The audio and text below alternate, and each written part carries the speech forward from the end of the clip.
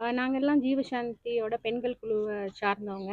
நாங்க இங்க இப்போ வந்து வயநாட்ல வந்து மிகப்பெரிய ஒரு கெலாமிட்டி ஏற்பட்டிருக்கு. அதுக்காக வந்து நாங்க தயார் நிலையில போய் வேலை செய்யறக்கு தயாராயிட்டுருக்கோம். எங்களோட டீம் வந்து இதுக்கு முன்னாடியும் எங்க இயற்கை பேரிடர் நடந்தாலும், நாங்க வந்து டீமா களத்திலேயே இறங்கி வேலை செய்வோம். கேம்ப்ல கொண்டு போய் குடுக்காம, நாங்களே களத்துல இறங்கி வேலை செஞ்சுட்டுருக்கோம்.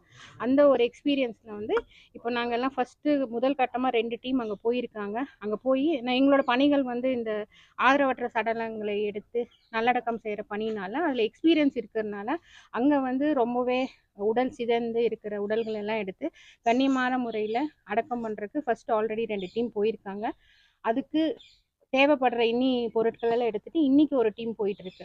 இனிமே வந்து நாங்க பெண்கள் எல்லாம் சேர்ந்து, அங்க இருக்கிற ரீஹாபிலிட்டேஷன் ஒர்க்குக்கு என்னென்ன தேவையோ, இப்ப ஏன்னா அவங்க வீடெல்லாம் அழிஞ்சு, அன்றாட தேவைகளுக்கு என்னென்ன வேணுமோ அதெல்லாம்